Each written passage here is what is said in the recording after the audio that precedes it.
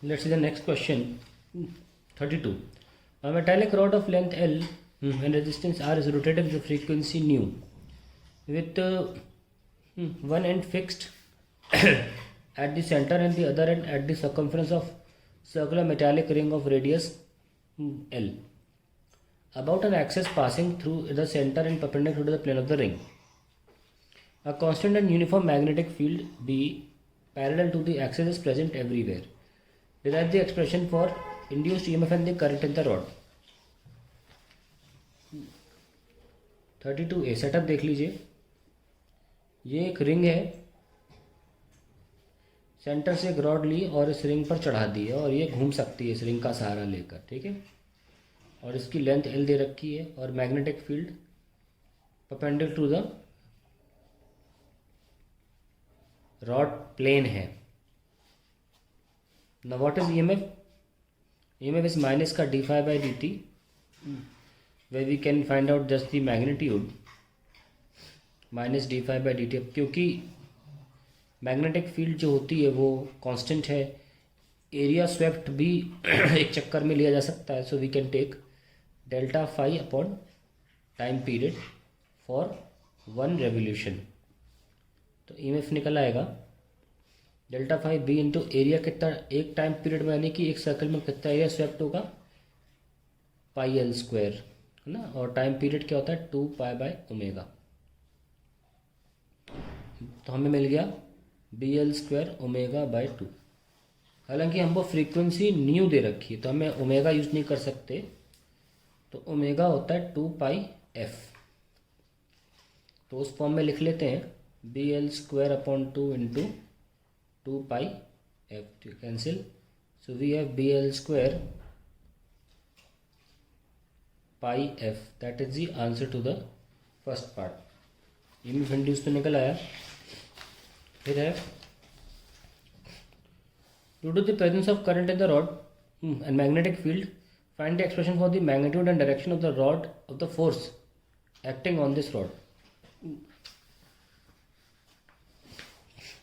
Current है, चलिए देख लेते हैं. रेजिस्टेंस दे रखी है, इसकी रेजिस्टेंस दी होगी. हाँ, रेजिस्टेंस गिवन है. तो हमें क्या निकालना है, find the magnitude and direction of force acting on. पन्ना पलट लेते हैं.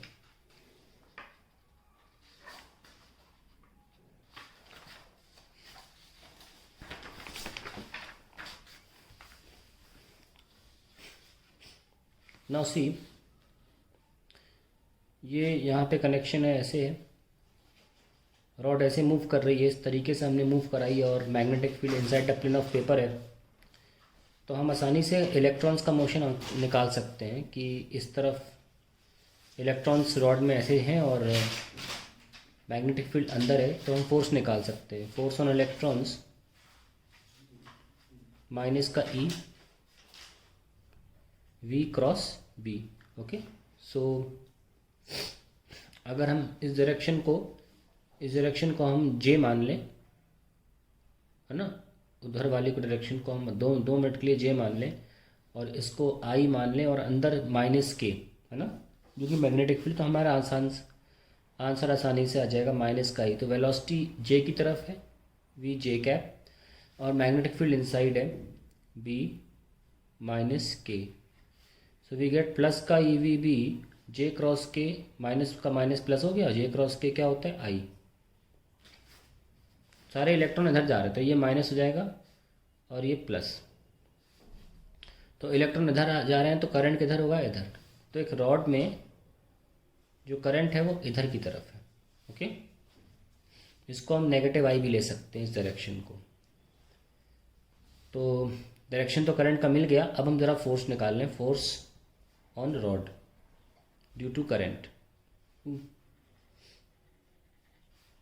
क्या होता है फोर्स होता है आई एल क्रॉस बी. तो आई एल किस डायरेक्शन में है, माइनस आई, क्योंकि हमने इधर आई लिया था, इधर माइनस आई हो जाएगा, cross with B minus K. So we get I L B and minus minus plus हो जाएगा. आई क्रॉस के माइनस जे होता है. माइनस जे का मतलब द ये देखिए हमने इधर प्लस जे लिया है तो इधर माइनस जे, यानी कि the rod will experience force in this direction. ये बहुत आसानी से बताया जा सकता था कि ये जो भी चीज़ें इलेक्ट्रोमैग्नेटिक इंडक्शन जो भी है लेंजेस लॉ पे फॉलो करता है। लेंजेस लॉ क्या करता है, कुछ इस तरीके से इलेक्ट्रॉन्स का मोशन कराता है कि जो हो रहा है उसको रोके। हो क्या रहा है, आप रॉड को ऐसे घुमा रहे हो तो रोकने का मतलब क्या हुआ, इधर फोर्स लगना। तो वो आप डायरेक्टली बोल भी सकते थे ऐसे, लेकिन इतना बोलने से अच्छा है कि आप मैथमेटिकली दिखा भी दें। तो आपने जे इधर लगाया तो जब भी ये मूव करता रहेगा ऐसे, इसको हमेशा अपने मूवमेंट के अपोजिट दिशा में फोर्स लगता रहेगा। तो इस एग्जैक्टली इंस्टेंट पर फोर्स इस डायरेक्शन में लग रहा है, दिखा दिया मैंने। और ये आंसर नहीं है अभी, क्योंकि आई लेटर हमें सवाल में गिवन नहीं है। तो हम क्या करते हैं, ईएमएफ, आई का मतलब होता है EMF upon resistance L B. EMF हमने क्या निकाली थी, B L square pi frequency nu, B L square pi, और न्यू फ्रीक्वेंसी का इस्तेमाल करना है लेटर का, मैंने गलती से एफ ले लिया है, कोई बात नहीं, इंटू बी। सो फोर्स आ गया B square L cube pi nu by R. This is the force experienced by the rod. ये तो हो गया मेरा काम। और क्या पूछा है, due to the presence of current in the rod and the magnetic field find the expression for the magnitude and direction of the force. तो डायरेक्शन बता दिया मैंने, ऑपोजिट टू मोशन, है ना, ऑपोजिट टू मोशन या motion के opposing to motion. अब आता है third part, hence express obtain the expression for the power required to rotate the rod. Power require क्यों हो रही है, क्योंकि एक रिटार्डिंग फोर्स नेचुरली डेवलप ही हो जाएगा ना, वही लेंजेस लॉ की वजह से। अब पावर क्या होता है, फोर्स इनटू वेलोसिटी। पावर होता है फोर्स इनटू वेलोसिटी। फोर्स आ गया हमारा B square L cube pi nu into R, ठीक, अपॉन आर सॉरी, और वेलोसिटी v, और v को लिख सकते हैं हम एल ओमेगा, है ना। So B square L power four pi, और न्यू एल तो मैंने ले लिया और ओमेगा का लिख दिया मैंने 2 पाई एफ, एफ की जगह न्यू ले लीजिए। तो आपका आंसर आ गया B square L power four pi 2 pi square nu square by R. So we have 2 B square L power four pi square nu square by r. That is the answer to the final part. Now the next part is, a copper coil is taken out of a magnetic field with a velocity, fixed velocity. Will it be easy to remove it from the same field if its ohmic resistance is increased? Let us see. ये हम copper coil एक magnetic field से बाहर निकाल रहे हैं है ना। सो हम सबको पता है कि इसका, हमने ड्राइव करने को बोला नहीं, तो हम डायरेक्टली बता सकते हैं ईएमएफ आएगा B L V, fix velocity. तो फोर्स क्या होगा, फोर्स होगा I L B, and I is E by R, L into B, and we can write B L V into L B divide by R, ऐसे लिख सकते हैं। And then we have B square L square V by R, that is the force. Now let's see what they are asking. Force की बात है, will it be easy to remove from the same field if its ohmic resistance is increased? तो अगर ohmic resistance को increase करोगे तो less force will be required, है ना, since force required is inversely proportional to resistance, hence it will be easier, and that is the answer to the question. Now the or part is, state Faraday's law of electromagnetic induction. 32 का or, it states that पहला, the EMF induced is due to the relative motion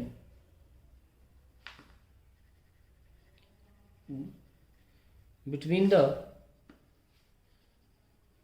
magnetic flux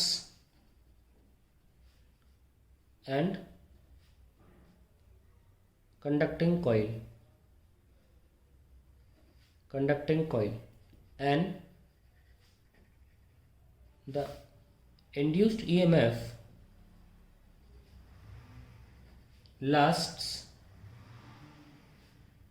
till there is a change in magnetic flux linked with the coil। ये पहला statement है जो बताता है कि EMF induce होता कैसे है और कब तक हो सकता है, रह सकता है। दूसरा उसी ईएमएफ की मैग्नीट्यूड की बात करता है, that EMF induced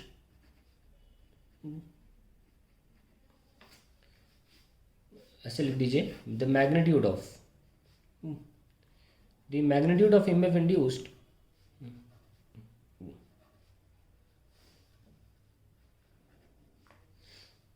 is directly proportional to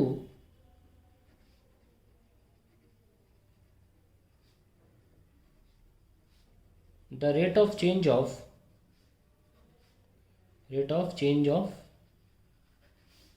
magnetic flux. So EMF is equals proportional to d phi by dt and E is minus का d phi by dt। ये हो गया हमारा पहला part. Now let's come to the second part. Figure shows a rectangular conductor PQRS in which conductor PQ is free to move in a uniform magnetic field B perpendicular to the plane of paper. The field extends from x equal to 0 to x equal to b and is 0 for x greater than b। आगे नहीं है। Assume that only the arm PQ possesses the resistance when the arm PQ is pulled outward from x equal to 0 to x equal to b and is then moved back to x equal to 0 with constant speed v।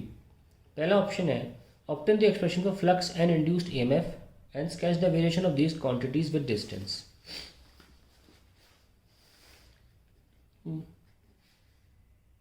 चलिए देखते हैं क्या दे रखा है। ये हमारे setup दिया हुआ है जिस पे एक रॉड स्मूथली मूव कर सकता है, ये लीजिए, और इसके सामने ही ये लीजिए,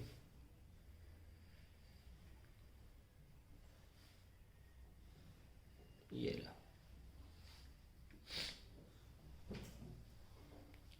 तो यहाँ तक हम मान लेते हैं बी है, सामने कोई है नहीं, मैंने ऐसे बना दिया था कि हम पीछे वाला मोशन रॉड का दिखा नहीं पाएंगे ना, आगे का ही दिखा पाएंगे, इसलिए मैंने सामने बना दिया। यहाँ के बाद ये लौटेगा x इक्वल टू 2b से वापस 0 पर लौटेगा, और ये हमारा x equal to b point है। और मैग्नेटिक फील्ड जो है वो सिर्फ इस इतने ही रीजन में है, आगे नहीं है।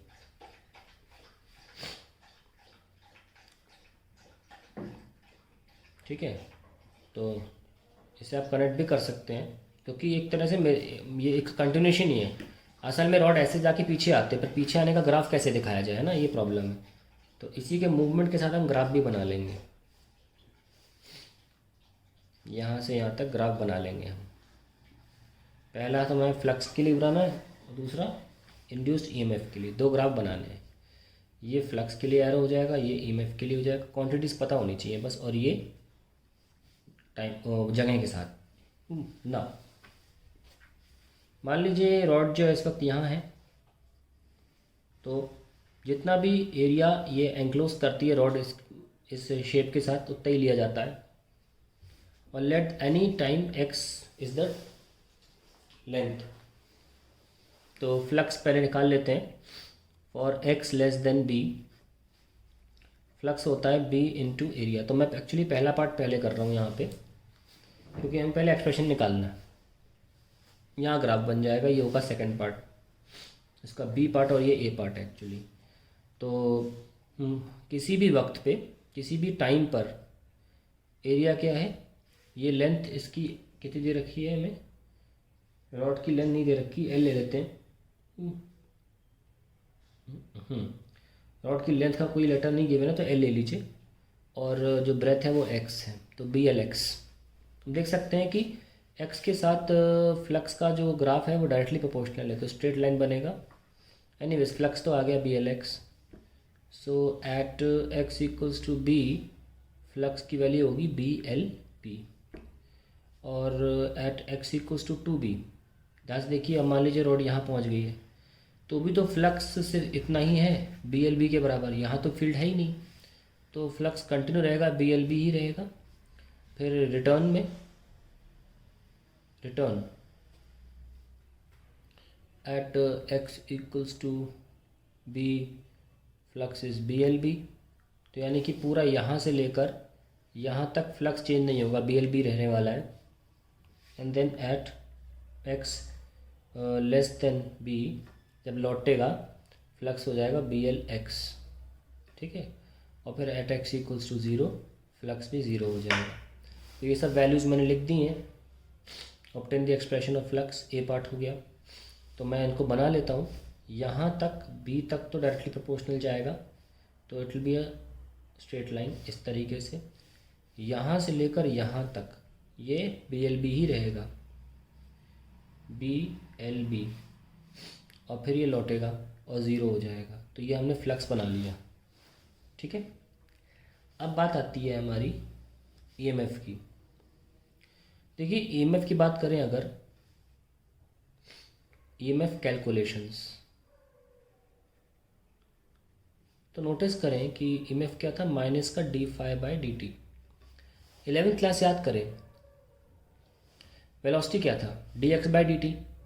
तो जो xt ग्राफ बनता था उसका वेलोसिटी ग्राफ बनाना होता है। जब अगर वेलोसिटी टाइम वेलोसिटी कांस्टेंट है तो, सॉरी, अगर xt ग्राफ ऐसे बन रहा है तो vt ग्राफ कैसे बनता था, ऐसा।